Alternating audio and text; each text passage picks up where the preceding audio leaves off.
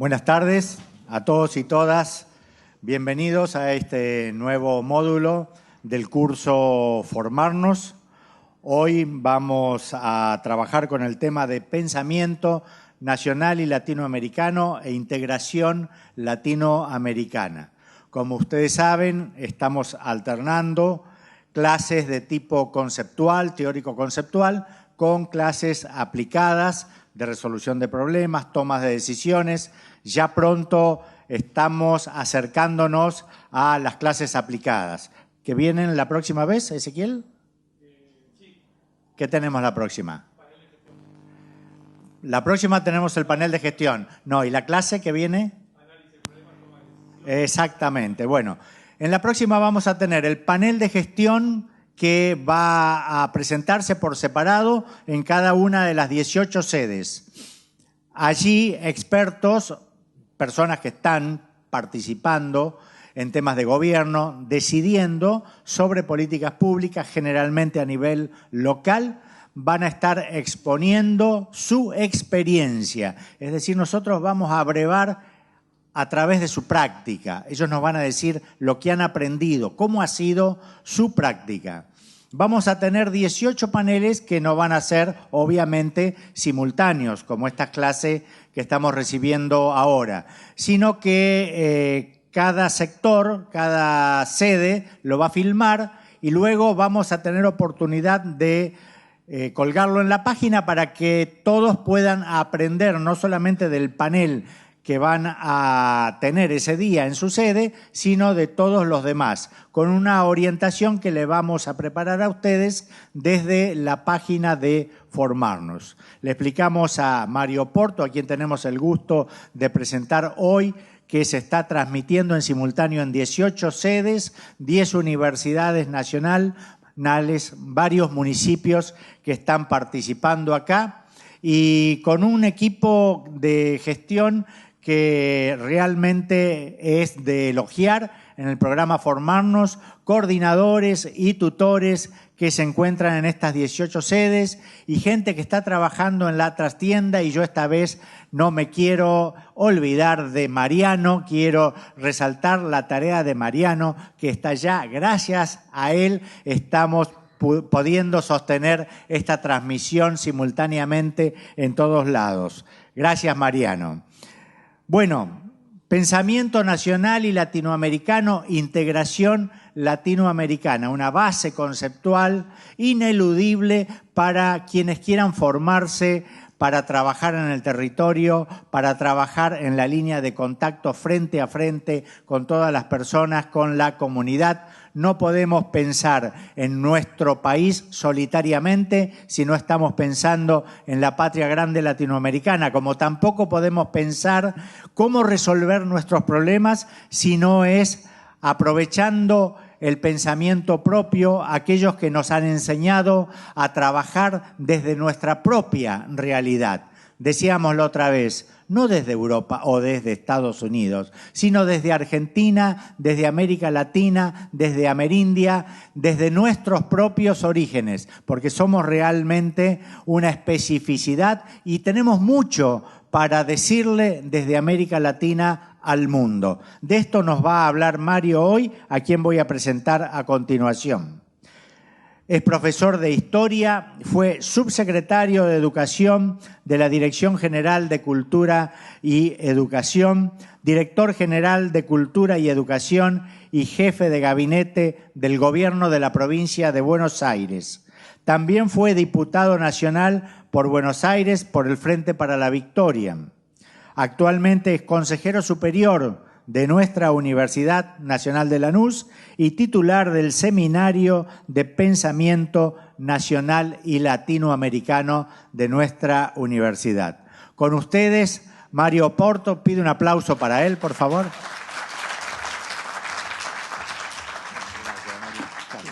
Chau. Qué grande, me siento en Cosquín. Antes de arrancar, ¿cómo les va? Muy buenas noches, gustazo de darles una clase. Yo sé que se escucha, porque el micrófono lo facilita. Pero yo lo que voy a pedir, si no les es molestia, que se acerquen, porque este es un aula muy grande y si estamos muy dispersos, a uno le cuesta mucho más la concentración visual y aparte el esfuerzo de la garganta. Entonces, si cubrimos las 5 o 6 primeras filas, a mí me ayudan, porque la verdad es que uno de los secretos que tiene dar clase es ver la cara de los alumnos.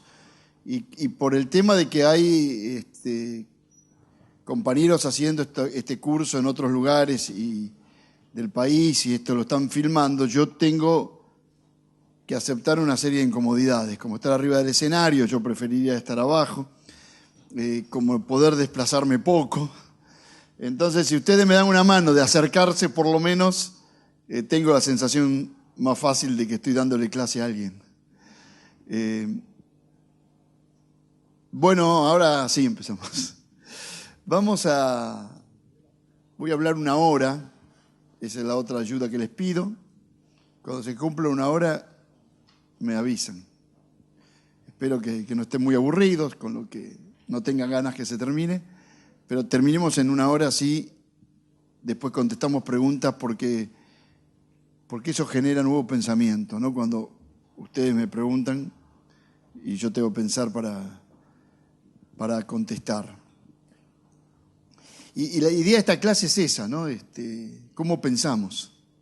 En el fondo es eso. Cuando uno dice, vamos a hacer una clase introductoria que tiene mucho que ver con el seminario que nosotros damos acá, que es el pensamiento nacional y latinoamericano, esto nos genera 3 o 4 cuestiones que es en lo que se nos va a ir la clase. Que es, en primer lugar, cómo pensamos. Eso es tal vez el primer objetivo que uno se propone. Por otro lado, pensar el tema nacional, ¿qué es la nación? ¿Por qué decimos un pensamiento nacional? Eso no nos cuestiona allí.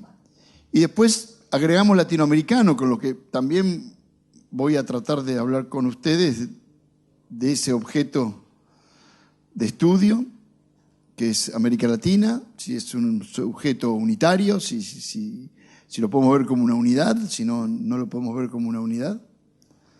¿Qué estamos diciendo cuando decimos latinoamericano? Tanto en la concepción de su nombre como en la idea de pensar más ampliamente que las nacionalidades a las que nosotros pertenecemos desde hace más de 1 siglo y medio, ¿no?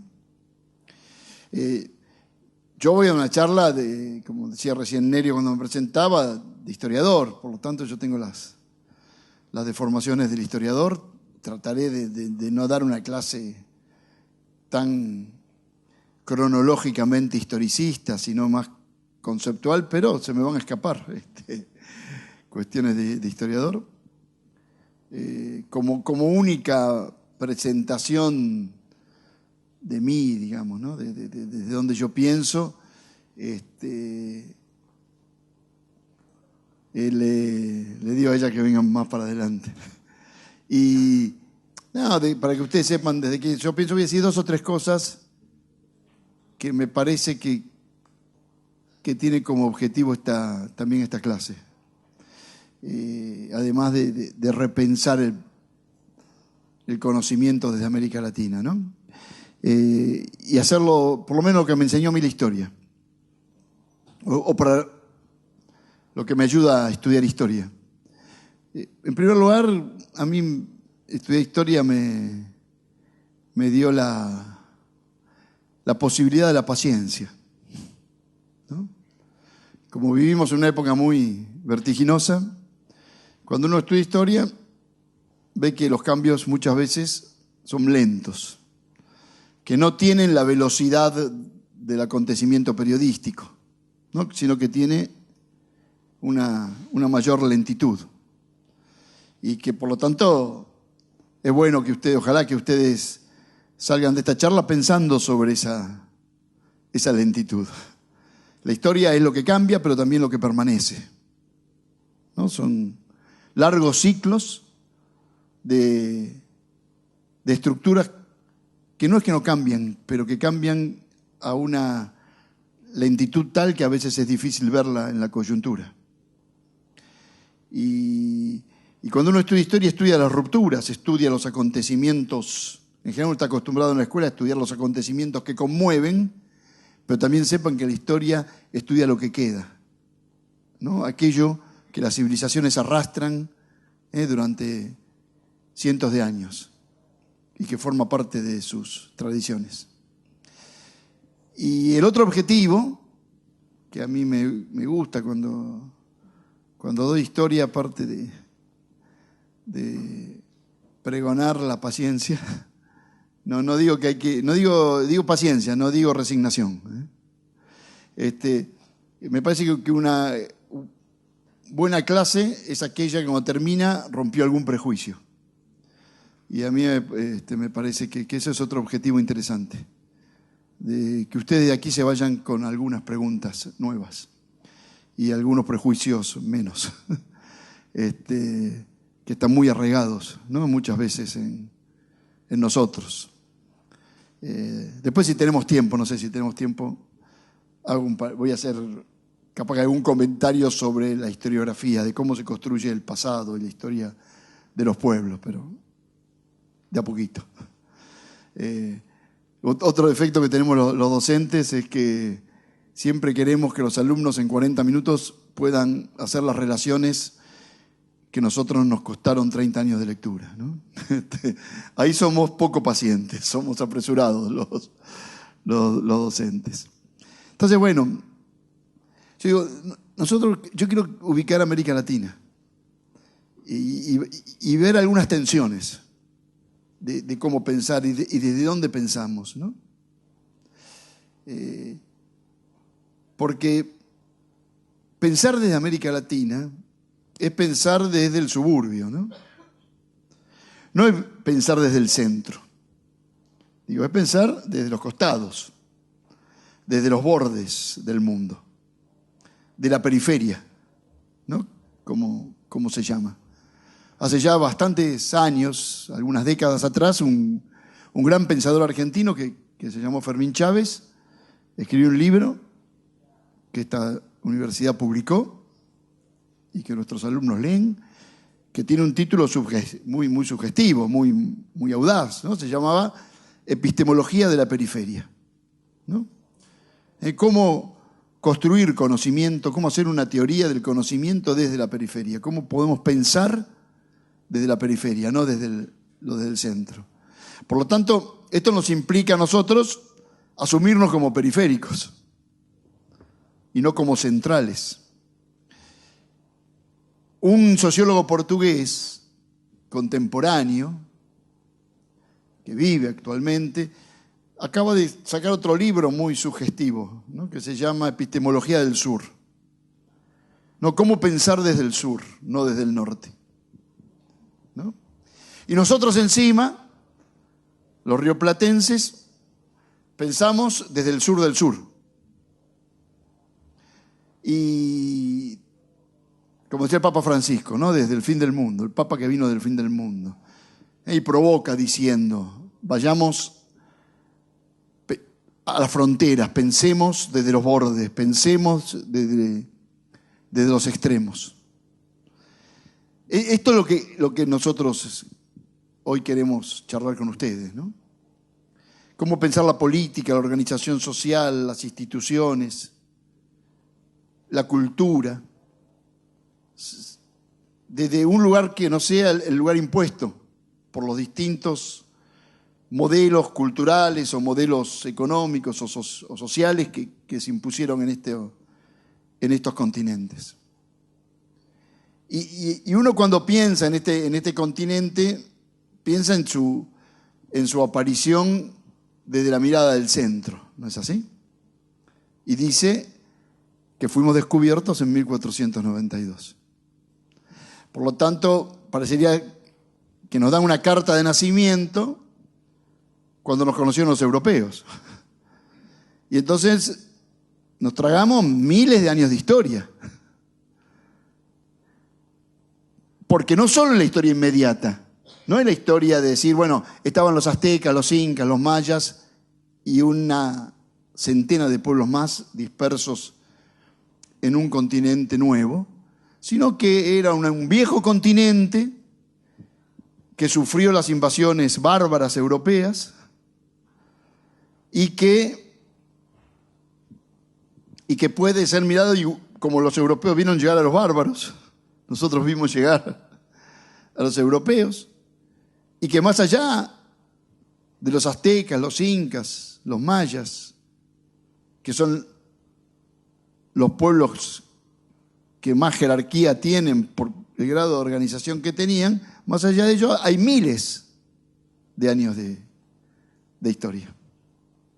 Y la verdad es que vamos a hacer el primer esquema para pensar. Esto no se puede mover mucho, ¿no? Me decías. ¿Sí? Yo soy tan torpe que temo. Está bien, está bien, está bien. Está bien. Sí, sí. Lo único si puede estar de este lado porque si no, no salís en la... Ahí. La cámara llega justo hasta el borde. No es cuestión que me pierdan. Como decía el chiste, salir, no, uno tiene que salir en la estampita. No, digo, pero hasta esa llegada, hasta esa apertura de Europa hacia el Atlántico y encontrarse con este continente que ellos no conocían, no significaba que no existiera. El centro no era Europa, ¿no? El centro era Oriente, era China. Hacia ahí iban los europeos cuando se topan con este continente que su conocimiento no tenía incorporado. Y por lo tanto, si uno hace un esquema y pone a China en el medio, no sé si los que nos están viendo a través de la filmación podrán ver este redondel con una CH que hice para poner a China. La verdad es que a occidente de China estaba Europa. Es la Europa que había vivido un largo periodo que es llamado Edad Media. Y 1000 años de historia que se sintetizan en una imagen muy transmitida de que fue una etapa de oscuridad, decadencia, de poca prosperidad, de aislamiento. Y eso se intenta universalizarlo, pero la verdad es que eso le pasaba a Europa. Pero para China en una época de brillantez, de conocimiento, de prosperidad y de crecimiento. Aquí el primer dilema, ¿no? El intento que hace Europa de imponer su historia, su tiempo y su modo de vida a la totalidad. Claro que Europa pasó momentos muy duros en esa época porque había perdido el Mediterráneo, porque los árabes habían llegado hasta Poitiers, hasta el sur de Francia, a 400 kilómetros de París. Estuvieron 7 siglos en España, 7 siglos, ¿no? Bien claro, como si un pueblo de otro origen estuviese aquí desde 1300 hasta ahora, ¿no? Digo, porque a veces uno pierde la dimensión de los tiempos. Pero al oriente de China había unos pueblos que mucho tiempo después se llamó América. Yo acepto el término ese, que por lo tanto eran el oriente de Oriente, ¿no? Eran el extremo oriente de Oriente. Y existían independientemente de las otras existencias. Y desde mucho tiempo. Y tenían un nexo vinculado al Pacífico, al Océano Pacífico, que es por donde habían llegado los primeros pobladores.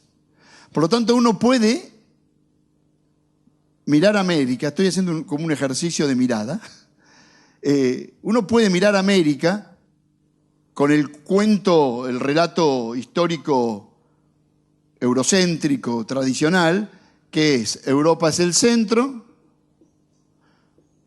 China es el oriente y América es el extremo occidente. Y lo que une a América con el mundo central es el Atlántico, ¿no? Y por lo tanto nosotros somos consecuencia de Europa y del Atlántico.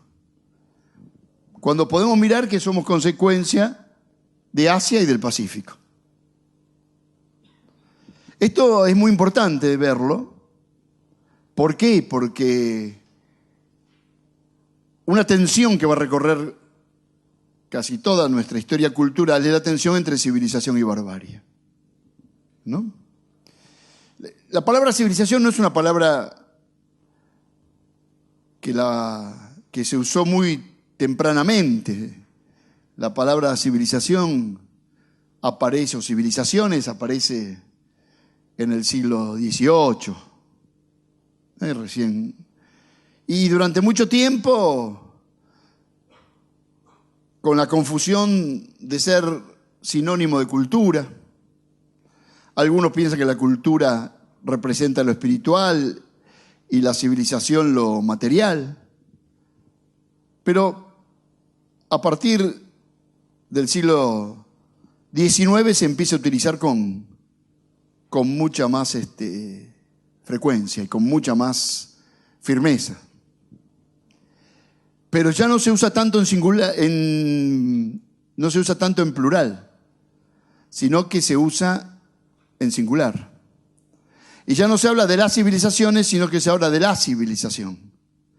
Por lo tanto, la civilización sería como una etapa superior de todas las culturas, a las cuales llegaron algunos pueblos solamente.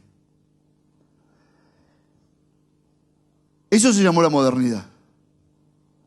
Los pueblos modernos habían llegado al grado de civilización. Y por lo tanto, tenían el deber moral de universalizar esa civilización.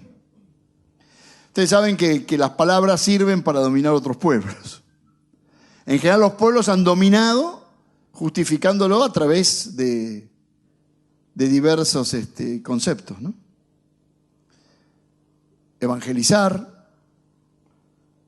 civilizar, democratizar, ¿no? En general, cuando los pueblos dominadores se expanden y van a dominar otros pueblos, o se reparten territorios, o los conquistan de distintas maneras, en general lo han hecho en nombre de una religión superior o de una cultura superior que es civilización, o para llevar la democracia a otros pueblos, ¿no?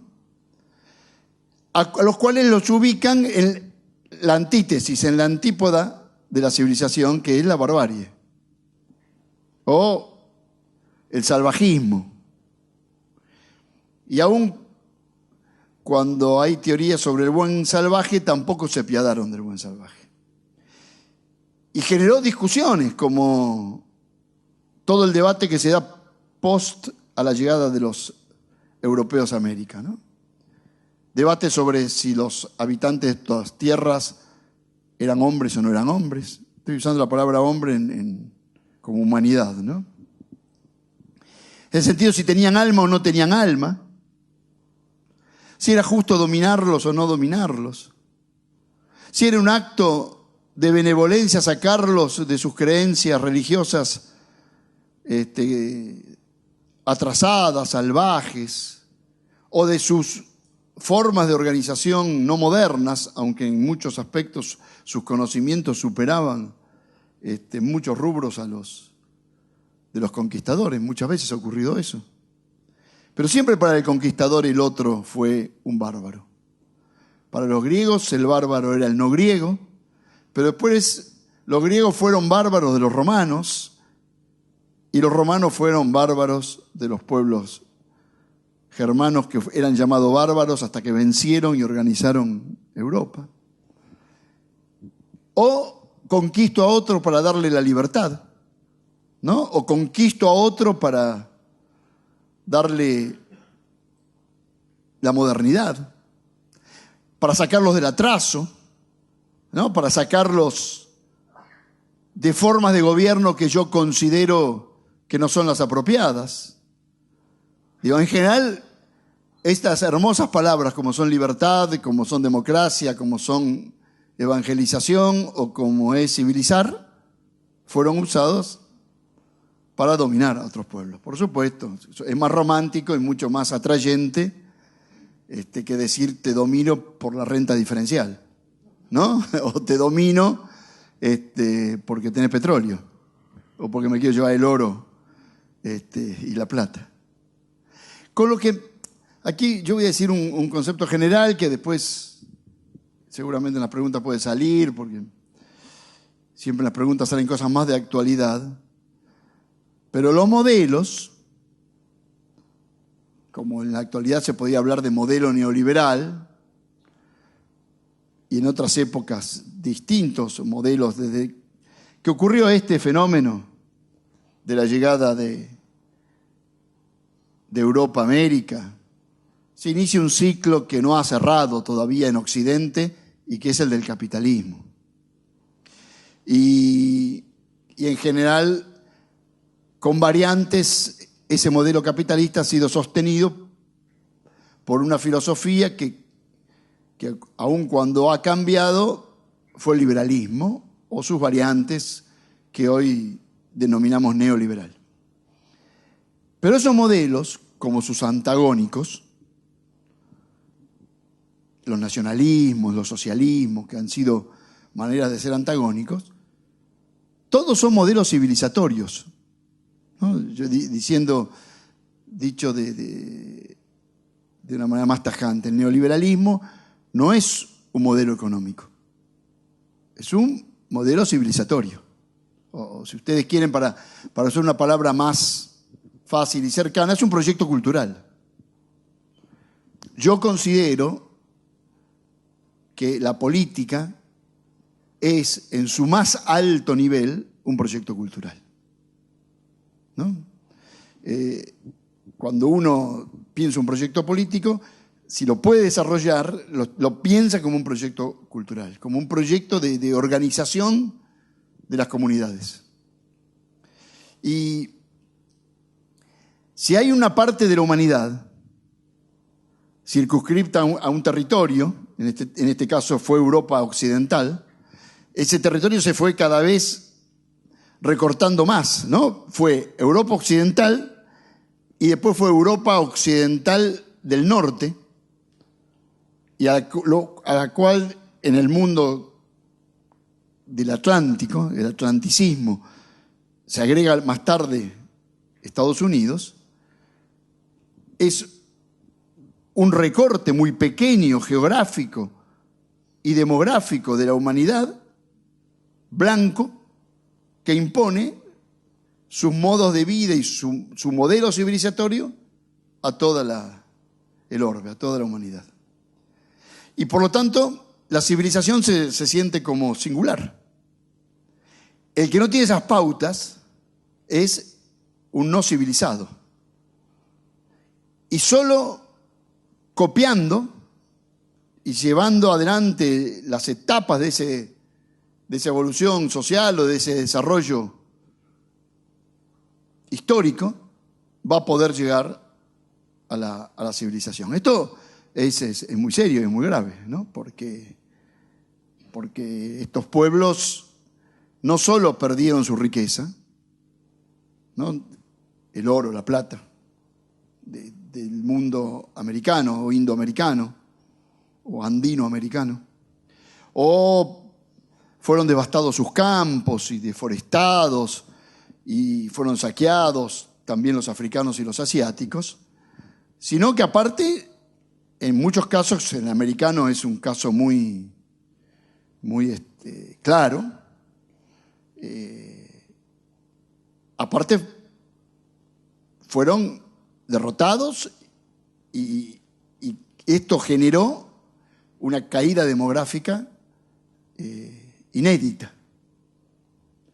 No, la caída demográfica de lo que es la población indígena a la llegada de los españoles, al siglo de la llegada de los españoles, es de una caída enorme.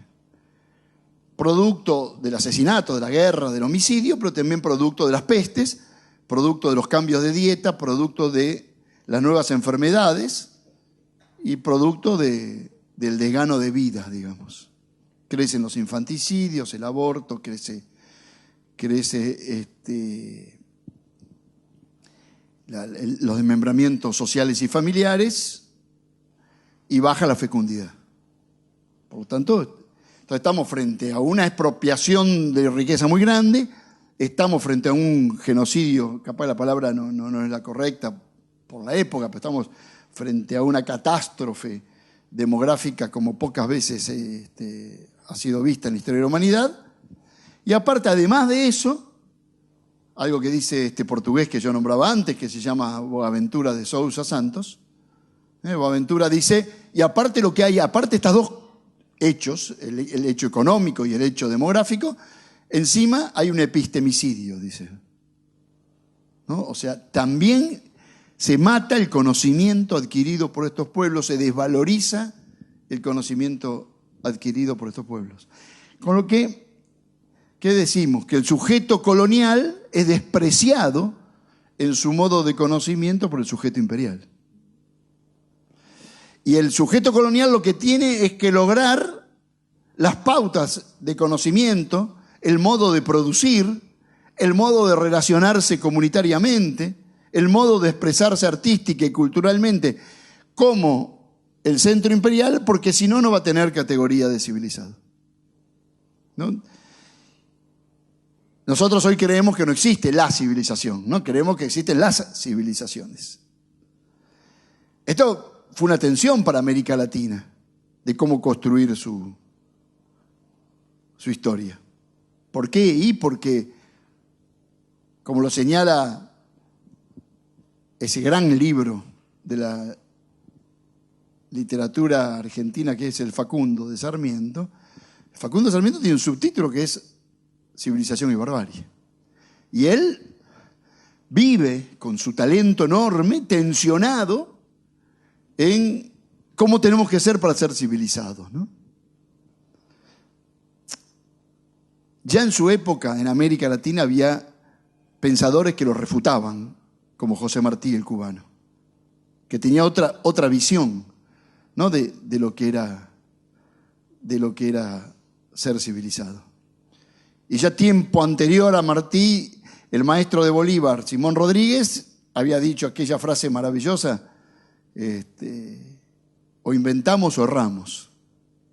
No dijo o imitamos o erramos, dijo o inventamos o erramos, ¿no? O somos originales y estamos orgullosos de nuestras tradiciones, o nos vamos a equivocar, ¿no?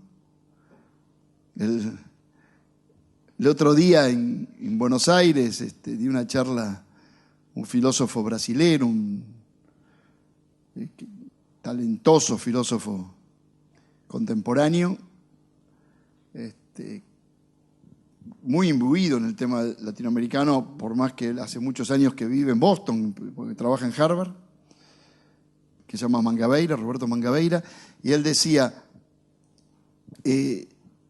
si imitamos, no, él decía, si nos rebelamos, no tenemos asegurado el triunfo. Ahora, si los imitamos, tenemos asegurado el fracaso, ¿no? Decía Mangabeira, desafiantemente. No solo para la cultura, sino para el modelo económico, ¿no? Para la forma de distribuir. Pero entonces lo que se impone es un solo tiempo, que es el tiempo histórico europeo. Se impone un solo modo de producir y de distribuir lo que se produce, que es el modelo del capitalismo. Un solo modo de pensar, que es el modo de pensar del liberalismo, ¿no? Por lo tanto, esto le impide a los pueblos periféricos, yo hablo de América Latina, pero podríamos hablar de otros pueblos, lo que le impide es ser contemporáneos, ¿no? Yo digo, lo más grave que nos ha ocurrido es que nos roban el tiempo, porque somos el pasado, ¿no? Esas palabras, subdesarrollados, ¿no? O sea que no nos hemos podido desarrollar, no hemos cumplido las etapas del desarrollo. Por eso algunas teorías que en la década última del siglo XX, del 60 en adelante, planteaban, no somos subdesarrollados, somos dependientes. No es que no podemos desarrollarnos, estamos amputados, que es una cosa diferente. Y entonces le oponen a la idea de subdesarrollo, le ponen la idea de dependencia. O conceptos originales, nacidos en América Latina, como el concepto de semicolonia. Hemos logrado la independencia política, pero seguimos dependiendo de lo económico, ¿no? Por eso el concepto de semicolonia. O aquellos que dicen, no somos sociedades duales, donde hay una parte moderna y otra parte arcaica. Buenos Aires moderno, el interior arcaico. Buenos Aires capitalista, el interior feudal, ¿no? Buenos Aires civilizada, el interior bárbara. Si no, somos sociedades dependientes con un desarrollo desigual motivado por el modelo, ¿no? Desintegrador. Esto, por supuesto, que ha generado una interesante literatura que fue refutando esas ideas, pero en una tensión difícil. Pero lo peor que hay, bueno, no es lo único peor, pero digo, lo que es muy grave es que a uno le quiten la contemporaneidad, que uno no pueda ser contemporáneo en su mundo contemporáneo, porque representa el atraso, representa lo no desarrollado, representa lo arcaico, ¿no? Por lo tanto, lo único que no puede ser es contemporáneo. Y entonces uno se hace preguntas como, ¿hay pensamiento filosófico contemporáneo en América Latina? Más, ¿hay pensamiento filosófico en América Latina o solo filosofan los alemanes? Y antes filosofaron los griegos, ¿no? Porque la verdad es que somos eurocéntricos, pero políticamente somos francocéntricos, ¿no? Y filosóficamente somos helenocéntricos o germanocéntricos.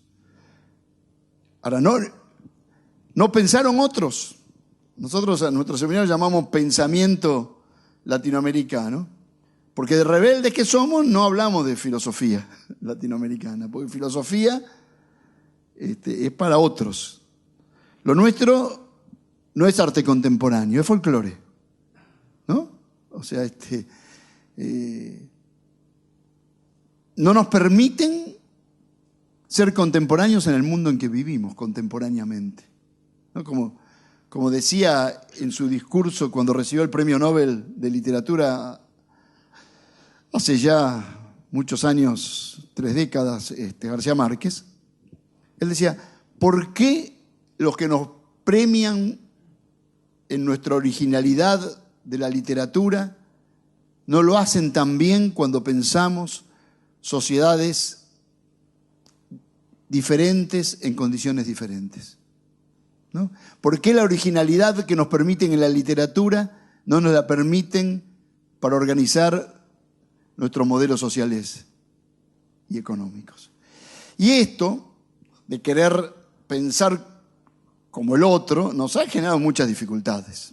Ahora voy a ir a América Latina, cierro con esto, citando a dos autores.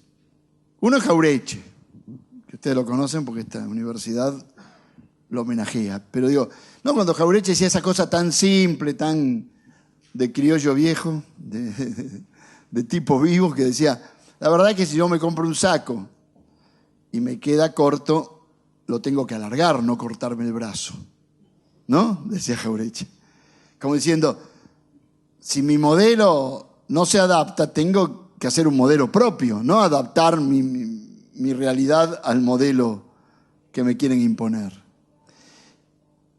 Con brillantez literaria, García Márquez, cuando recibe el premio Nobel, léanlo eso, lo googlean, son 3 páginas, bellas, recontra bellas, que se llama El tamaño de nuestra soledad.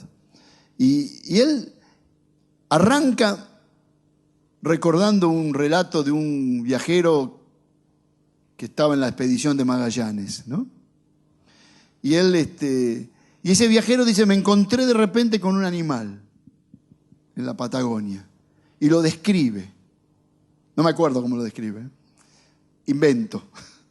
Pero más o menos el concepto es este. Y entonces lo describe y dice, me encontré con un animal que tenía hocico o trompa de chancho y orejas de burro y patas de vaca y relincho de caballo. O sea, un monstruo, ¿no? Se encontró un animal que era un monstruo. En vez de decir, me encontré un animal que yo no conocía y que por lo tanto tenía su originalidad, quiere inventar un animal con los elementos que él conocía, agarra pedazos de cada elemento que conocía y arma un monstruo. Esto lo hacemos en las ciencias sociales. Entonces, cuando aparece un movimiento popular en la Argentina que defiende la soberanía, ¿no? Y que defiende la mejor distribución de la riqueza, decimos que es fascismo, que es nazismo. Queremos que se parezca, que son señores feudales, no queremos que se parezca a algo que no ocurrió acá, que ocurrió en otro lado, en otras circunstancias históricas. Y usamos tanto esas palabras que ya las palabras esas no tienen sentido, ¿no es así? Digo, si todo es fascismo, nada es fascismo. Digo, si Pinochet es fascista, y Chávez es fascista, y Maduro es fascista, y Videla es fascista, y Perón es fascista, nada es fascista, porque salvo que creamos que todo eso es lo mismo, y Fidel Castro es fascista. Si creemos que todo eso es lo mismo, no, hoy lo dice un autor italiano que no es de lo que me entusiasman, que se llama Lori Sanata, pero hoy lo dice sobre el populismo. Estamos designando a cualquier persona que no adopta el modelo liberal de mercado y de democracia electoral como populismo. Y entonces, si todo es populismo, nada es populismo, ¿no? Si Trump es populismo y Evo Morales es populismo, nada es populismo, ¿no? Es como si yo dijera, el perro es un animal de 4 patas. Voy a encontrar perros, pero voy a meter en la bolsa gatos, caballos, vacas, ¿no? O sea, cosas que no son perros. Y eso nos lleva a generalizaciones que son malas. ¿No? Creer que cualquier terrateniente es un señor feudal es equivocado, ¿no? Creer que cualquier persona autoritaria es fascista es equivocado. Son modelos más complejos que los hemos reducido. Y eso nos llevó, no los quiero meter en esto porque es complejo, pero nos llevó a debates sobre si América Latina era capitalista o feudal. Y la verdad es que lo que era América Latina era colonial. Entonces no era ni capitalista ni feudal. O eran las dos cosas combinadas en un modelo colonial que lo deformaba todo, ¿no? Y eso también hay que tener claro. Vivimos en el sur, en la periferia, en los bordes y en la colonialidad. Y si uno no piensa desde la colonialidad, es muy difícil entender estos pueblos, ¿no? Y entonces quedamos como encerrados en opciones que por deformarnos nos impiden conocernos. Más los prejuicios que hablaba yo antes, ¿no? O sea, los pueblos negros no hacen filosofía. Son pintorescos, hacen otras cosas. Ahora, cuando muchos autores dicen si la filosofía nació en Grecia porque la heredó de las islas asiáticas, que habían recibido sus conocimientos de los sabios egipcios, y los sabios egipcios eran herederos de la filosofía del África Negra, bueno, hay que decir que la filosofía nació en el África Negra. No, nació en el Mediterráneo. Y los otros pueblos no pensaron, no, nunca. Tuvieron otras maneras de pensar. Bueno, y esto es lo que nosotros estamos tratando de compartir con ustedes, ¿no? Como otras maneras de pensar. Y esto nos lleva también, voy a hacer otro esquemita, a cómo llegan las ideas a América Latina. ¿No? ¿Cómo llegan? Porque nos llegan ideas de una tradición europea en donde primero se enfrentaron a los conservadores, los liberales, pero después, frente al liberalismo capitalista, nació el pensamiento marxista o socialista, o los socialismos, pero también como reacción a esa expansión de la Revolución Francesa y cuando el liberalismo se transforma por su expansión en dominador de otros pueblos, aparecen los nacionalismos. Y en ese esquema se mueve el pensamiento latinoamericano, en la mezcla de este esquema, lleno de fronteras. Porque no es lo mismo ser nacionalista en un país de la periferia que ser nacionalista en un país expansivo.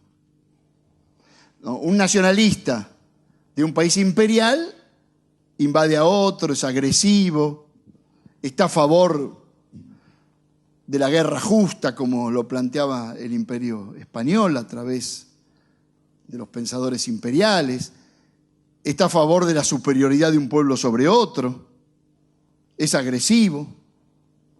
En cambio, si uno es nacionalista en un país periférico o oprimido, es democrático, es antiimperialista, es defensivo, quiere la paz, defiende su riqueza.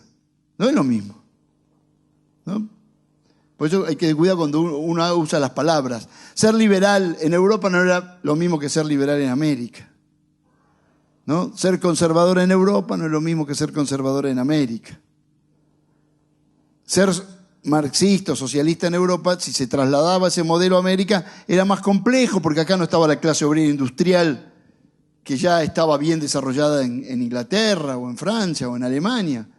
Y aquí la mezcla era mayor y había que incorporar a otros sectores.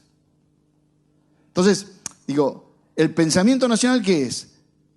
Pensar el mundo desde acá, no pensar acá desde el mundo, ¿no? Pensar la complejidad aparte. Y esto implica que no hay un solo inicio de la historia,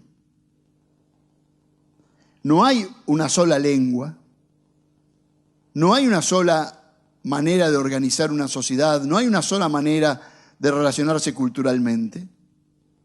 No hay una sola manera de expresarse artísticamente, sino muchas y complejas maneras, sabiendo que ninguno somos tampoco tan puros. Todos somos mezcla, ¿no? de pueblos. En general, no debe haber ninguna nación en la humanidad que tenga una pureza sin cruces, ¿no? Todos somos herederos de distintas tradiciones. Pero la suma de esas tradiciones es una nueva tradición, es una síntesis. No somos híbridos nosotros somos una civilización mestiza, que se ha mezclado, digo, no solo mestiza étnicamente, o sea, no me gusta usar la palabra raza, pero ustedes lo van a entender, racialmente. Somos mestizos también ideológicamente, culturalmente, porque hemos tomado de muchas tradiciones y las hemos sintetizado en algo que no es una suma, sino una nueva manera de mirar el mundo. Con lo que el pensamiento nacional es una apuesta a pensarnos civilizatoriamente, no como imitación, sino como originalidad. Para negar lo universal, no, para enriquecernos con lo universal, desde una identidad propia. Porque si no tenemos identidad, imitamos. Y entonces dejamos de ser nosotros para ser nosotros. Y eso nos da mucha debilidad. Y eso no es negar ni la revolución tecnológica, ni es negar los cambios científicos. Todo lo contrario, es hacerlo desde una propia cultura. Esto me lleva, y voy a hacer un paréntesis, si me permiten. ¿Cómo estoy de hora? ¿Qué, 20? Así digo algo de América Latina. Esto a uno lo lleva también a destruir cuestiones que a veces invaden el sentido común, ¿no? Lo que yo llamaría el habla cotidiana, ¿no? Esa admiración por los imperios, ¿no? Y decir de repente, uy, la verdad que si los ingleses se hubiesen ganado, siempre hay, ¿no? Un pariente que dice eso en un cumpleaños. Hubiesen ganado los ingleses, hoy seríamos como Australia o como Uganda. En los dos lados estuvieron los ingleses, depende del lugar del imperio, ¿no? O ese modo tan vulgar de decir, imitemos a los países exitosos. Bueno, es cierto que uno tiene que imitar. Es bueno comparar y mirar experiencias ajenas y absorberlas. Eso desde ya, ¿cómo no va a ser bueno? Ahora, también los países exitosos son países que en general han tenido 300 años colonias. Entonces, no es bueno creer que uno sin colonias o habiendo sido colonia puede acumular exitosamente. Digo, desde esa complejidad uno tiene que decir, bueno, el pensamiento nacional es un pensamiento que piensa en los intereses de la nación, que trata de trabajar sobre cuánto más margen de autonomía puede tener una nación, que piensa que hay cuestiones de soberanía que hay que defender, no solo por romanticismo, sino por pragmatismo. A veces uno defiende cuestiones por romanticismo y está bien, a mi parecer, pero también por cuestiones de pragmatismo. No, el pensamiento nacional, como decía Jauretche, es mirar el mundo con ojos argentinos,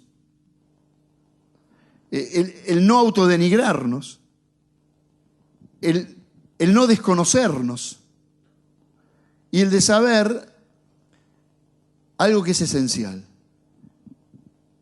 que si Rousseau pensaba y Montesquieu pensaba y Robespierre pensaba y John Locke pensaba y Hegel pensaba y Kant pensaba y Marx pensaba, también pensaba Tupac Amaru y pensaba Artigas y pensaba Mariano Moreno y Bolívar y Martí y Simón Rodríguez y Morazán, también pensaban.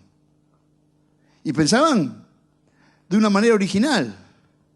Y pensaban reelaborando teorías y buscando la manera de poder ser, esto lo digo entre comillas, modernos, sin dejar de ser propios. ¿Para qué? Para poder construir civilizatoriamente una construcción cultural que nos permita poder dialogar con los otros, no aislarnos, sino dialogar con los otros de manera igualitaria, con el mismo enriquecimiento, ¿no? Yo estoy muy lejos de creer que no hay que escuchar música en inglés. Estoy muy lejos de creer eso, porque me parece que uno es peor si no escucha música en inglés. Si uno, voy a decir una vejez, una viejada, pero ustedes pónganle lo que quieran. Voy a elegir el ejemplo de unos viejos vigentes. Pero la verdad es que si uno escucha a los Rolling Stones, es peor, no es mejor. ¿No? Bueno, puede no gustarle, está bien. Pero es una pena que uno se lo pierda por prejuicioso. No digo, pero también ser capaz de crear contemporaneidades propias. Yo acá sí lo pongo en una cuestión de debate. Yo no creo que lo propio es solo folclore. Por supuesto que hay que defender nuestra tradición y hay que valorar lo propio, pero también crear nuevas tradiciones, crear nuevos formatos, ¿no? Digo, a mí me parece que el aislamiento en el pensamiento no es bueno. Hay que abrirse. Pero abrirse para ser uno, no para dejar de ser uno.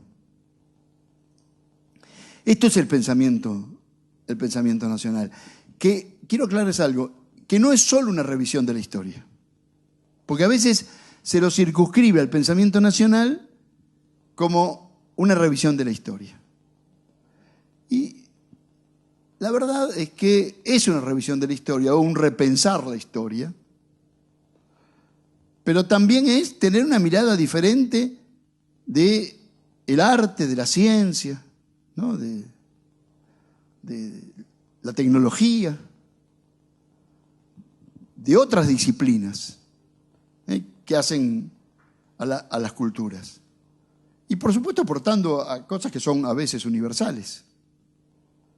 De pensamiento propio y de valorar ese pensamiento propio. Y ahí va la cuestión nacional.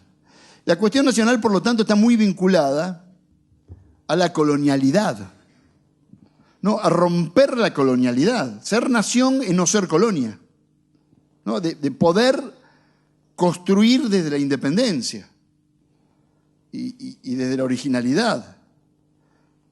Eso no significa no leer autores europeos. Me parece que ninguno de los que se dediquen a las ciencias sociales puede no leer a Max Weber, o a Durkheim, o a Marx. Pero es bueno leer a Alberdi también, o leer a Martí, o leer a Francisco Bilbao, o leer a Belgrano. Me parece que da una visión, estoy hablando del siglo XIX en general, podría también agregarle autores del siglo XX, ¿no? Digo, que da una mirada de los problemas propios que es muy interesante. Y aparte porque nosotros tenemos una cuestión muy fuerte aparte de lo nacional, que es lo social. Y el pensamiento de América Latina siempre ha girado alrededor. Voy a ponerlo acá abajo, no sé si me ven los que me están mirando por la filmación, pero esto lo estoy dejando para un último dibujo. Pero me parece que ha girado siempre alrededor de un triángulo, esto es un triángulo, que nosotros siempre tenemos que ver como un conjunto, no como cuestiones aisladas, que es la cuestión nacional, que es la cuestión de ser independientes, por lo tanto de defender nuestros intereses, de tener amplios márgenes de autonomía, de construir un Estado que pueda tener decisión nacional, no que tenga que depender de la decisión extranjera. Pero también a los latinoamericanos esto lo unimos siempre a la cuestión social, a cómo resolvemos las desigualdades. Cuando se doctoró Mariano Moreno, en 1802, en Chuquisaca, escribió sobre la servidumbre indígena.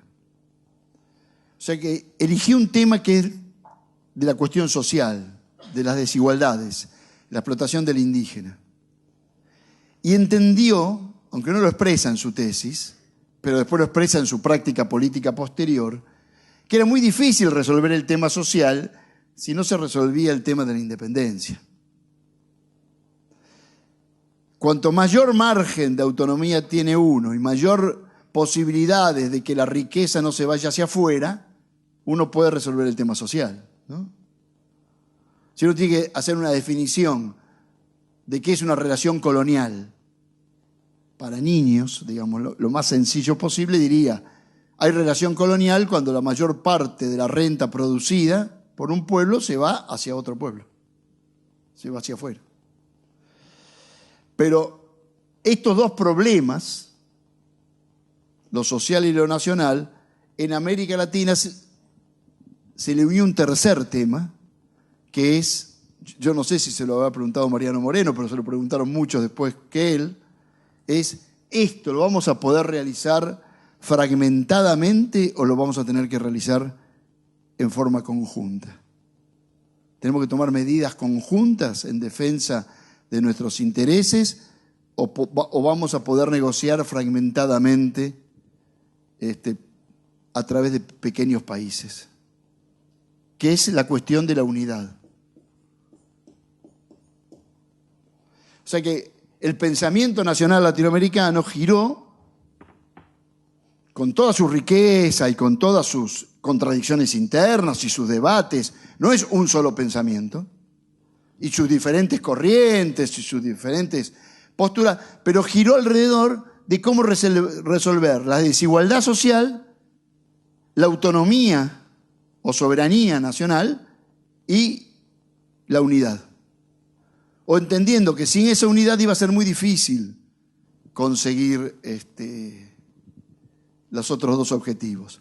Si uno mira el mundo, las grandes potencias son estados continentales, ¿no? Estados Unidos es un estado industrial continental bioceánico, Rusia es un estado continental, China es un estado continental, y Europa, con sus dificultades, entendió que si no es un estado continental, va a quedar rezagado en la lucha mundial. La periferia es fragmentación. El mundo árabe no puede unirse, África está descuartizada, partida, dividida artificialmente. África fue repartida entre las potencias europeas en el Congreso de Berlín de fines del siglo XIX. Se le hicieron incluso divisiones tan artificiales que son muy difíciles de sostener. Y América Latina tampoco logró su unidad, ¿no? Hay una periferia fragmentada y desunida y un mundo central continental, unido continentalmente, ¿no? Y aquellos que tuvieron más dificultades por las características insulares de su territorio, como Inglaterra o Japón, lo que trataron fue de hacer grandes imperios de unidad marítima, fundamentalmente. Entonces, cuando decimos la cuestión nacional, y aquí uso los últimos 10 minutos que seguramente quedan, ¿qué es América Latina? Porque también aparecen los prejuicios acá. ¿Somos latinoamericanos? ¿Nos sentimos latinoamericanos? ¿O usamos la palabra latinoamericanización como sinónimo de decadencia? Porque si creemos que la civilización es Europa, latinoamericanizarnos significa que hemos perdido ese estatus que los argentinos nos dimos a nosotros mismos de ser europeos. La verdad que somos los habitantes del litoral argentino los que nos sentimos europeos. Pues yo cuando digo estas cosas y me doy cuenta que la charla la estoy dando en Jujuy, digo, no, le estoy dando esta charla a gente que nunca se siente europea, ¿no? Ni los salteños, ni los jujeños, ni los correntinos, ¿no? Entonces el litoral argentino, que formó parte más del centro que de la periferia, en su modelo, quiso imponer esa idea, que los historiadores notamos, ¿no? ¿Yo? Mitre, ¿no? La idea de esa historiografía mitrista, como dice acá el compañero, de una Argentina blanca, de una Argentina, de un Río de la Plata que es una excepción frente al mundo mexicano azteca y al mundo inca peruano. Nosotros somos la excepción rioplatense, somos como una especie de Europa, de europeos en el exilio, como decía Borges, ¿no? Somos un pedazo de Europa en América, los uruguayos llamaban la Atenas del Plata, ¿no? O la Suiza de América. Esa idea que vivimos en un territorio semivacío, porque donde habitaban los pueblos originarios les llamamos desierto. Entonces, hay que ser invisible para que donde uno vive digan que es el desierto, ¿no? O sea, hay que ser invisible, como si yo dijera, estoy dando una charla y no hay nadie acá. Entonces,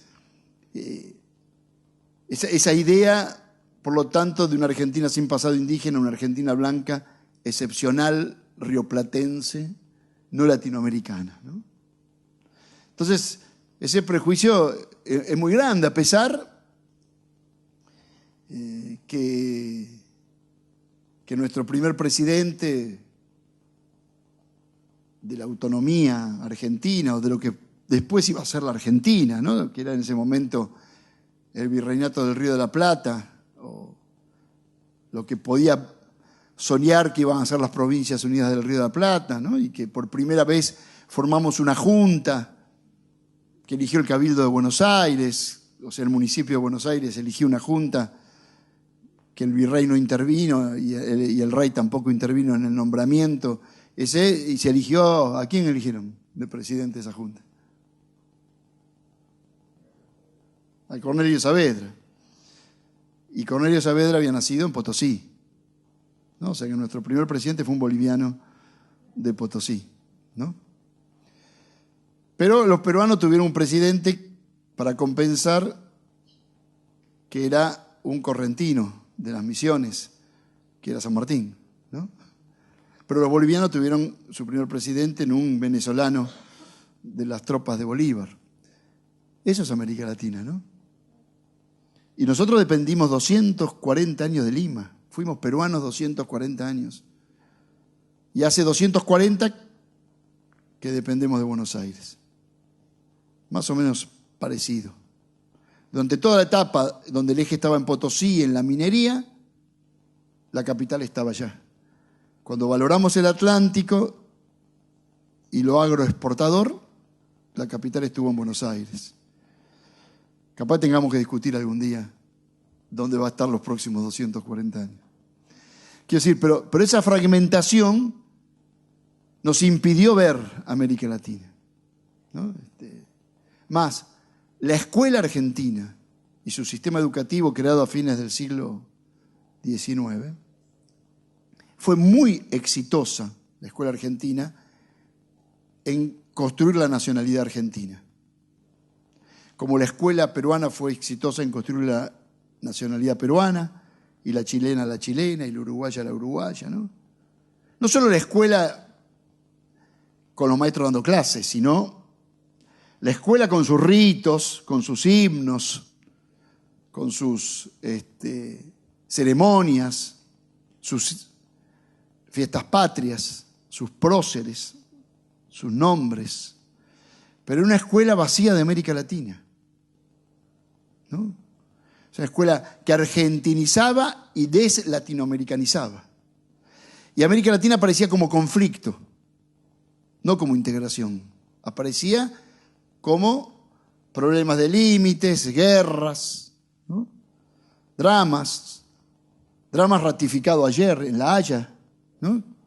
Que le impide la salida al mar a Bolivia. Entonces, esta América Latina es la otra tensión que tuvimos. La civilización y la barbarie tuvo una tensión, y ser una nación como conjunto o ser patrias chicas como fragmentación fue la otra tensión que tuvimos. Voy a tratar de que participen un poquito. Yo sé que es difícil por los demás que no están en el aula esta. Perdón, muchachos y chicas. ¿Ustedes cuando dicen América Latina se sienten cómodos o no les gusta ese nombre? ¿Identifica bien a la unidad? ¿Entendemos lo que estamos hablando o no entendemos? Rápido, que el tiempo en televisión es oro. ¿Nos entendemos cuando yo digo América Latina? ¿Sí? ¿Estoy nombrando a Canadá? No, pero es latina Canadá, no habla francés una parte del Canadá. ¿Y Jamaica? ¿No? ¿Sí?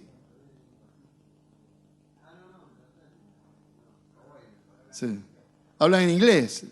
No son latinos, pero son América Latina, ¿no? Con lo que América Latina está designando algo más que la latinidad que nos quedó ya. Yo la uso, me siento ya cómodo. Usaría solo un significado sinónimo, que sería Sudamérica, o pensamiento sudamericano. No pensando en el subcontinente sudamericano, sino pensando en todo lo que está al sur del norte, digamos. Y eso es una buena pregunta, ¿no? Pero vos sabés que ¿Cómo lo llamamos el grupo en Naciones Unidas? Nuestro grupo. Llamamos GRULAC. Grupo Latinoamericano y Caribe. Agregamos Caribe para que entraran los países no latinoparlantes, digamos, los que hablan inglés o los que hablan holandés fundamentalmente. Pero como problemática, porque cuando decimos América Latina y Caribe, y después decimos latinoamericanos y entran los caribeños también.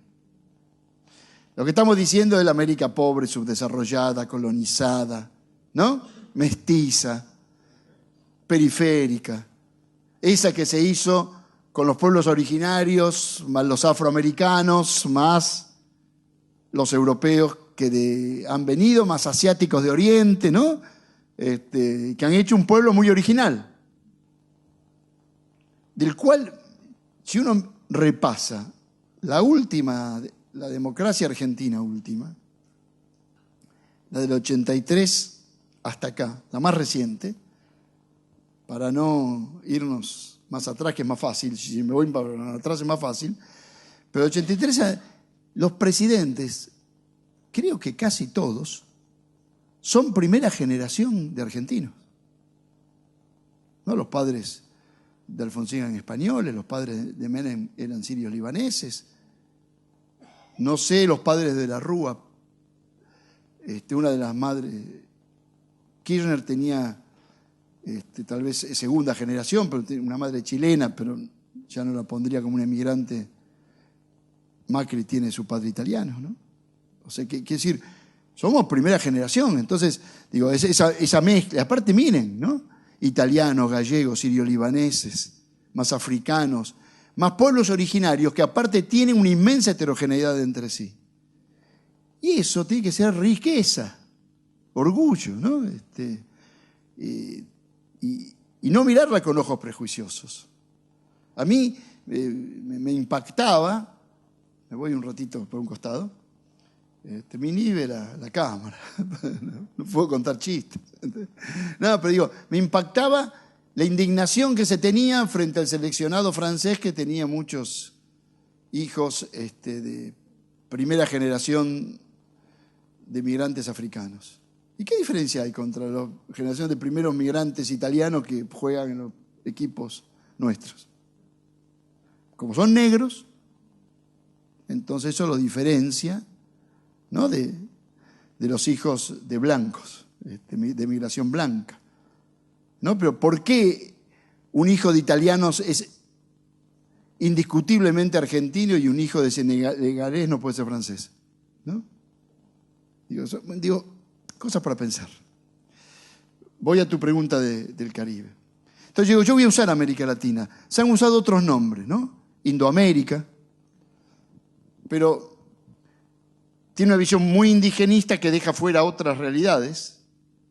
Hispanoamérica, muy usada por todos nuestros próceres. La verdad que desde Artigas hasta Manuel Ugarte, tal vez Perón sea el primero que no piensa desde Hispanoamérica. Pero en general nuestros próceres revolucionarios pensaban hispanoamericanamente. Pero también la palabra Hispanoamérica fue muy usada por quienes añoraban la colonia, quienes rescataban lo hispano católico y les molestaba la revolución.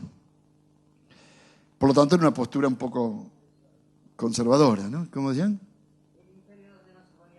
Sí, claro. No, y esa idea de un hispanismo católico antiliberal que añoraba la colonia, ¿no? Marx decía, se puede ser anticapitalista en favor de la Edad Media, ¿no? Y esto a veces vale, también se puede ser antiliberal en favor de la monarquía absoluta. Y después, bueno, Perón hace una gran inflexión porque piensa iberoamericanamente. A mí nunca me gusta cuando doy clases decir fue el primero. Pues seguramente va a haber un investigador que me diga, no, mira, hubo otro que lo dijo antes. Pero hay un pensamiento de Perón muy revolucionario en el sentido de decir, Brasil no es nuestro enemigo histórico, sino es nuestro aliado estratégico. y por lo tanto tenemos que pensar iberoamericanamente, ¿no? Lo íbero incluye al Brasil. Sudamérica es una linda palabra, tanto para el subcontinente como para el gran continente, ¿no? Después se usaron palabras más románticas, ¿no? Martí usó Nuestra América, Ugarte usó Patria Grande, que es lo que hoy el Papa Francisco utiliza como concepto, ¿no? de la América romántica. Y después usamos términos más institucionales, pero interesantes, como Confederación, Provincias Unidas, ¿no? Ese sueño que tuvieron algunos de los Estados Unidos de América Latina. Pasa que nuestra derrota a mediados del siglo XIX fue muy grande. ¿Por qué? Porque no es que no pudimos cumplir la utopía más grande, que era los Estados Unidos de América Latina, como soñaba Bolívar, ¿no? Una gran nación que vaya desde México hasta Magallanes, ¿no? Una utopía muy grande, a veces inalcanzable. Bolívar, sobre el final de su vida, dijo, es como arar en el mar, ¿no? Tampoco pudimos construir la utopía mediana, que era la que decía el acta de la independencia del 9 de julio, ¿no? En Tucumán. Decía, la independencia de las Provincias Unidas en Sudamérica. ¿Qué es lo que cantamos en el himno, no? Las Provincias Unidas del Sur. Esa utopía de haber construido una nación en las provincias hispanoamericanas del subcontinente, de Panamá hacia abajo, aquellas que liberó Bolívar y San Martín tampoco lo pudimos construir. Eso fue otro fracaso, pero era un fracaso posible. Pero lo más grave es que no pudimos construir o mantener las unidades que heredamos del virreinato, que hubiesen hecho que en lo que es hoy América Latina hubiese habido 4 o 5 grandes naciones poderosas y no 40 países débiles como hay hoy, ¿no? Hubiésemos tenido México, las Provincias Unidas de Centroamérica, que existieron. Morazán construyó las Provincias Unidas de Centroamérica. O sea que son una derrota política. Hubiésemos tenido la Gran Colombia, que existió, que Bolívar la gobernó. Y hubiésemos tenido las Provincias Unidas del Río de la Plata, que también existieron, porque al Congreso de Tucumán fueron representantes de lo que hoy es Bolivia, porque el acta del 9 de julio está hecha en español, pero también en quechua y en aymara, ¿no? Y hubiese estado el Brasil. Digo, esto sería como la utopía menor, la posible. La fragmentación ha sido tal que ahora hay que reconstruir sobre unidades e inventando, porque no vamos a poder construir una unidad como hubiese sido en el siglo XIX, pues ya llevamos 150 años de países separados entre sí, y ese es un dato también. Pero por lo menos, ya que les voy a hacer un último esquema, que si alguna vez estuvo en una clase mía ya lo conoce, pero para visualizar unidades. México es una unidad. México perdió el 50% de su territorio en manos de Estados Unidos. Hoy le responden con los migrantes. Los migrantes vuelven a ocupar aquel territorio que fue de ellos, pero como extranjeros ahora. Entonces, impactante, ¿no? Esto sería para otra charla, otro seminario. Pero cómo el mundo dibujado entre fin del siglo XIX y la Segunda Guerra Mundial por los imperios, saqueando África, Asia y América Latina, hoy se vuelve al mundo imperial en forma de migrante, o en forma de refugiado, o en forma de terrorista. Después hay otra unidad que es el Caribe,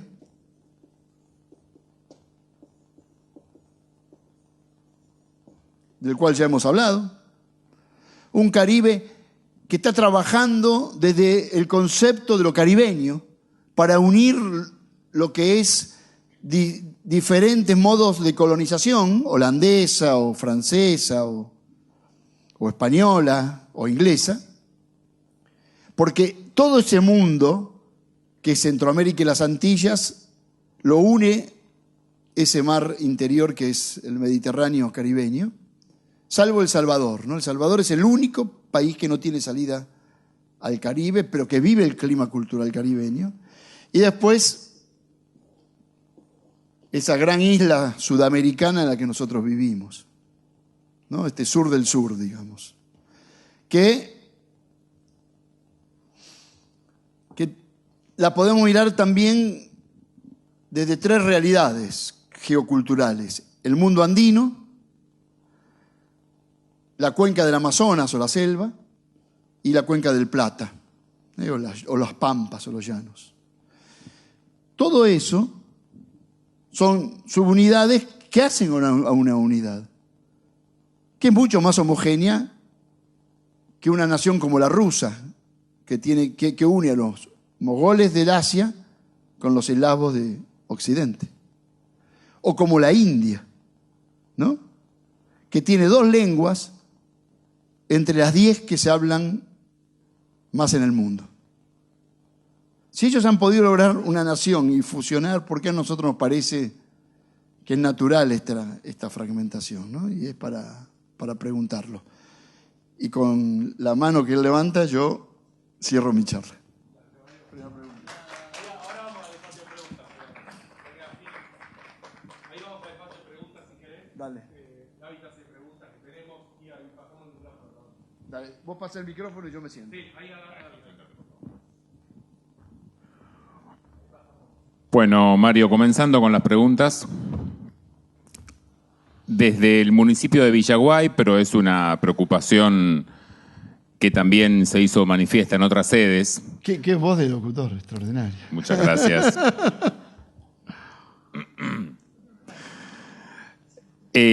Sobre la forma del Estado-Nación. Sí. La forma del Estado-Nación, estaba leyendo la pregunta y recordaba algunas lecturas que plantean justamente que es una forma que se va reproduciendo en el tiempo y que se va perfeccionando y que parece que nunca va a ceder su hegemonía. Entonces, la pregunta es un poco, bueno, ¿cómo romper ese modelo hegemónico? ¿Es necesario romper ese modelo hegemónico? ¿El pensamiento nacional tiene categorías para hacerlo? Qué pregunta. Digo, en primer lugar, voy a tratar de hacer contestaciones cortas y ojalá claras. Perdonen, porque las preguntas a veces son de una inteligencia tal que me llevaría a una charla. Pero en primer lugar, es una ingenuidad histórica creer que el Estado-Nación va a existir tal como es siempre, porque las formaciones políticas y económico-sociales en la historia cambian. El Estado-Nación tal como lo concebimos nosotros es muy reciente. No es que existió siempre en la historia. Tiene apenas 200 años. Por lo tanto, es probable que hacia futuro ese Estado-Nación como nosotros lo concebimos tampoco exista. Ahora, la pequeñez de 200 años, porque si no uno cree que el Estado-Nación siempre existió, o que es un hecho natural e histórico, en la etapa que nos ha tocado a nosotros vivir, es una de las formas en donde se han organizado los pueblos y los legitimamos. Naciones Unidas acepta o no acepta nuevas naciones. Por lo tanto, la categoría desde la cual nosotros nos organizamos en el mundo es a través todavía de divisiones que son nacionales. Después, por supuesto que nos agrupamos, como yo señalaba antes, en los latinoamericanos y caribeños. Hoy la Unión Europea en Naciones Unidas se presenta como Unión Europea, no como países fragmentados. Y más, la Argentina muchas veces participa de grupos más amplios de las naciones periféricas, como es el grupo de los 77. Sin duda, muchos autores y pensadores y políticos vieron que el mundo evolucionaba hacia hacia un mundo que iba a ampliar la visión de los pequeños estados, ¿no? En la Argentina, Perón basó mucho su análisis social y político y su análisis histórico en una idea de evolucionismo que también habían tenido autores en los orígenes del marxismo, de que los pueblos van evolucionando desde la familia y las tribus, la aldea, ¿no? Los reinos, y hasta llegar a un modo de evolución que fue el Estado-Nación. Y Perón vislumbraba que iba a llegar la etapa del continentalismo. La verdad es que en ese sentido tuvo una buena visión, porque, como yo señalé recién, los estados continentales son estados que hoy dominan, son las grandes potencias del mundo, y son estados continentales. Estados Unidos, que es la Unión Norteamericana, ¿no? La Unión Europea, Rusia, que tiende con Putin a construir la Unión Euroasiática, reconstruir la Unión Soviética como Unión Euroasiática, y China, que es una unidad continental en sí misma, la India, otra unidad continental en sí misma, Japón seguramente tenderá a la unidad del Asia insular. Por lo tanto, los pueblos que han quedado más periféricos, que han quedado desarticulados, van a tener que repensar eso, o lo han pensado alguna vez. América Latina tiene una profunda tradición de pensamiento sobre la Unión Sudamericana, como hay pensamiento de la Unión Africana y como hay pensamiento de la Unión Arábiga, ¿no? O de la República Árabe Unida, que fueron experiencias que en alguna vez existieron. Entonces, pensamiento nacional siempre ha pensado en términos latinoamericanistas, por lo menos algunas de sus corrientes. También había otras corrientes que venían más del nacionalismo argentino autónomo, que era una tradición que pensaba que Brasil era un enemigo histórico. Y hubo algunas más extremas que pensaban que teníamos que recuperar el Alto Perú y la banda oriental. O sea que había casi una idea de una Argentina que tenía que dominar esos territorios. Y no es que Argentina perdió el Uruguay y perdió Bolivia, sino que Bolivia, Paraguay y Argentina y Uruguay se desmembraron. Nadie perdió nada. No es que hay un país que perdió al otro. No son territorios que hemos perdido nosotros, porque nosotros somos la unidad. No es que hay una parte que perdió la otra parte o que es la unidad, ¿no? Y ese es el drama que sintetizó Artigas en un momento, ¿no? Artigas, cuando Uruguay fue independiente, ¿qué expresó?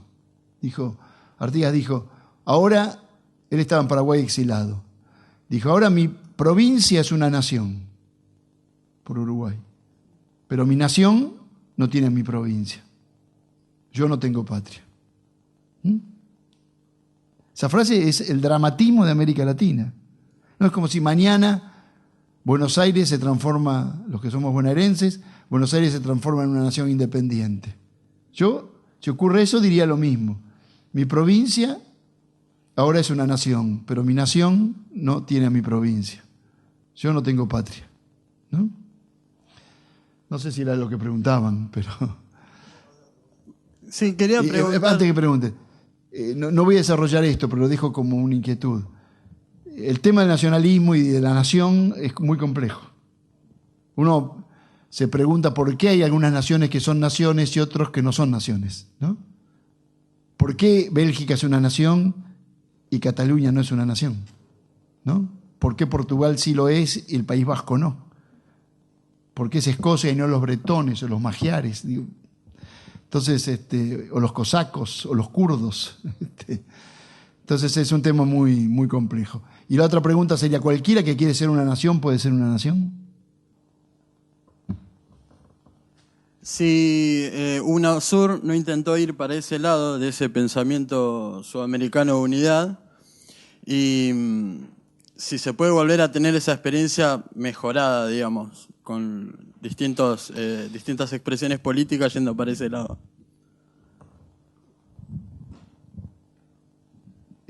Sí, por supuesto que sí. Yo no creo que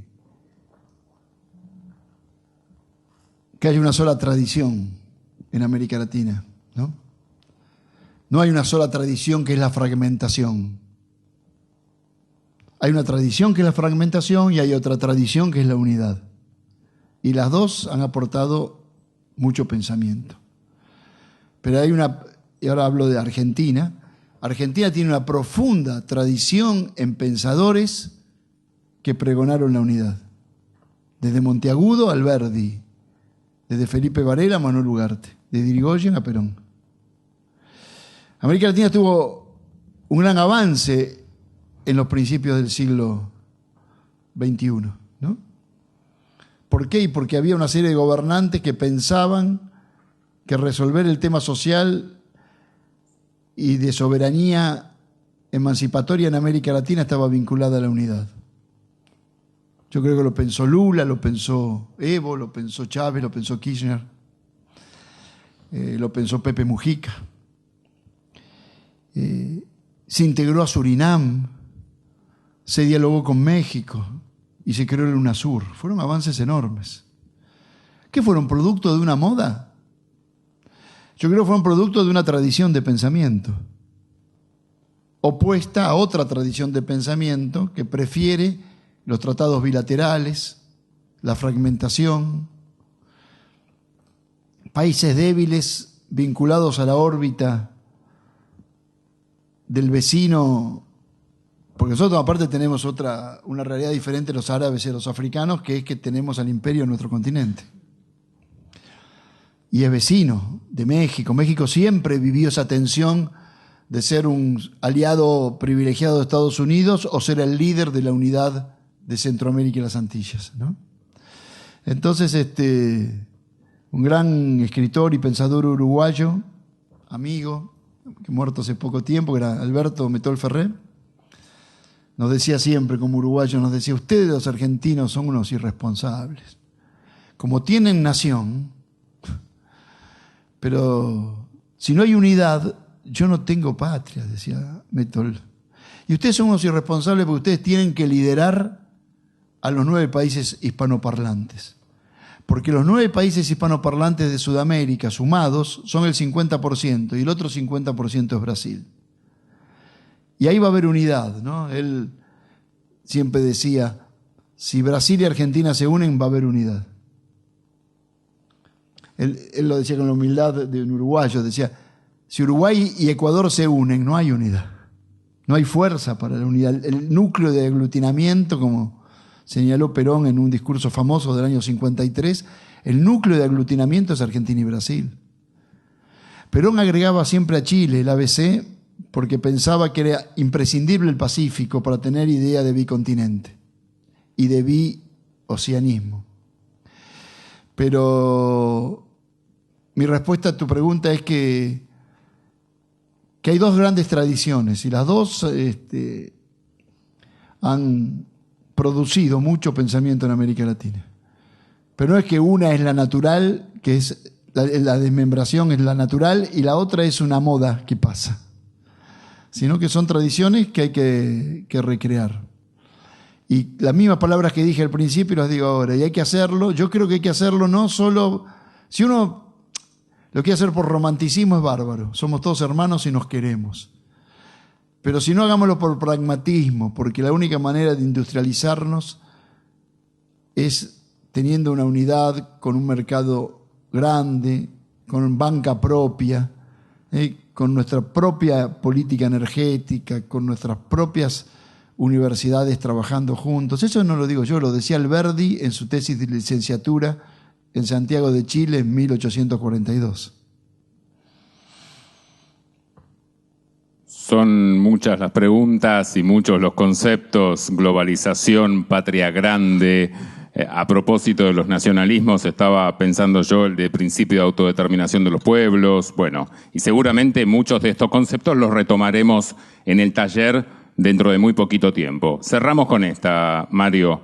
Desde la Facultad de Ciencias Sociales de la Universidad Nacional de Córdoba y entre tantos pensadores que has identificado, te preguntan sobre el valor que tiene José Carlos Mariátegui. Voy a contestar esa pregunta y después hago una reflexión final, si me permiten, pensando en los cordobeses.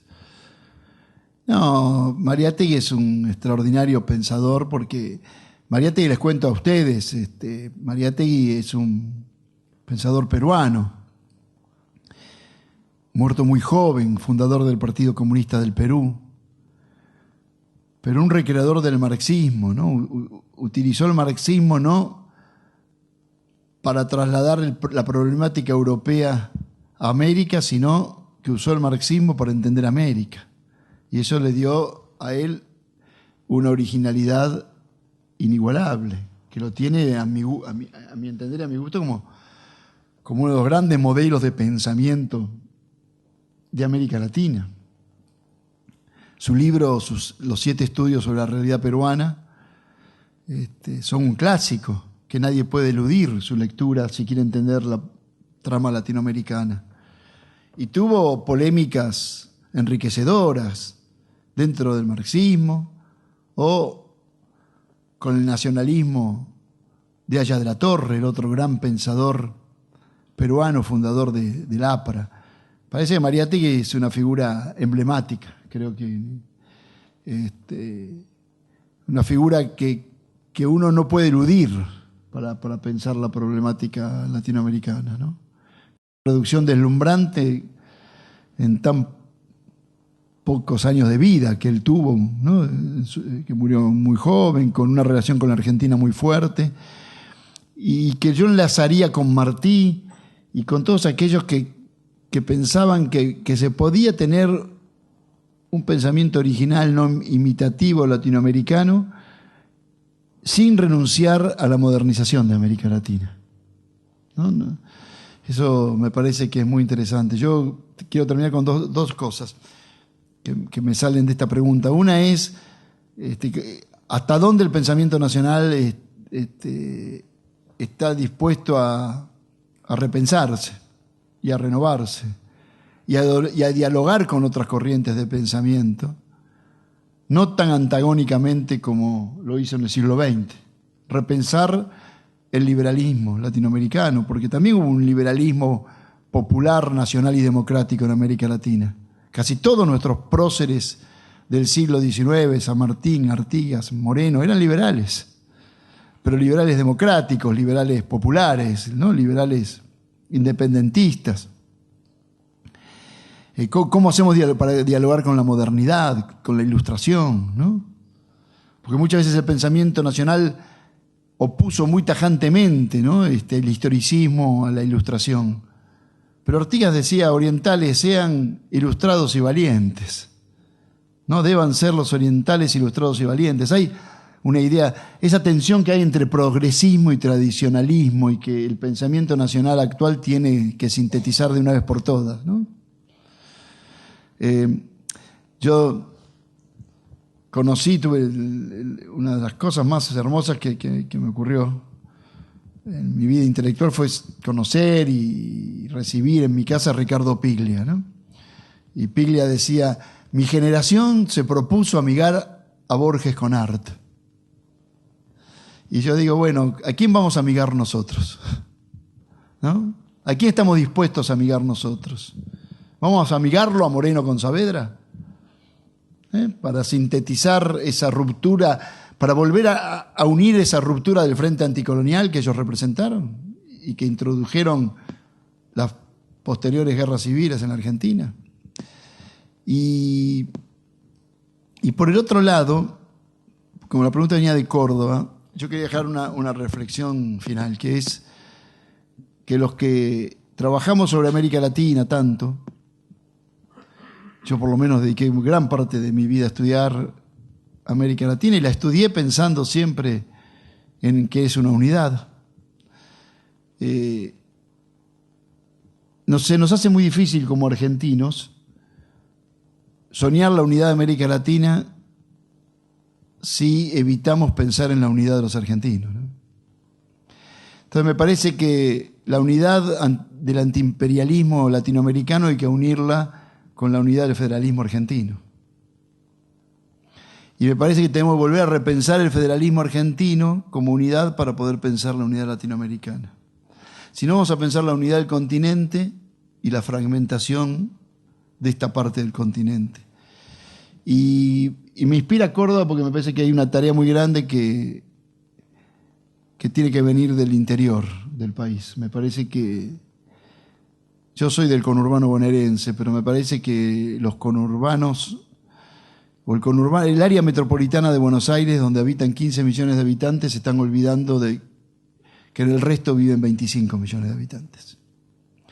Y que los problemas de 15 millones no pueden ser monopolio de los problemas nacionales, porque hay problemas de 25 millones de habitantes. Y el protagonismo de los intelectuales y de los políticos y de los trabajadores sociales del interior de nuestro país, de nuestra provincia, tiene que ser tan alto como el que tenemos los que tenemos la posibilidad de salir en los medios de comunicación a veces, que son locales pero son nacionales. Entonces uno conoce más a un político de cuarta categoría de Buenos Aires que a un gobernador de provincia. Y no conoce a los pensadores de provincias, que son cuantiosos, donde hay universidades, bueno, la más antigua que es la de Córdoba, pero hay otras universidades que generan pensamiento, que merecerían, no solo que merecerían, que necesitaríamos que estén imponiendo su trabajo, porque creo que la conurbanización del pensamiento argentino es malo. Es malo para la unidad nacional y mucho más malo para América Latina, ¿no? Como también creo, acá lo estamos trabajando con algunos compañeros, tampoco podemos pensar que el pensamiento latinoamericano es solo el pensamiento andino. Hay pensamiento caribeño, hay pensamiento de la selva y hay pensamiento rioplatense. Siempre es malo que una parte se quede con el todo.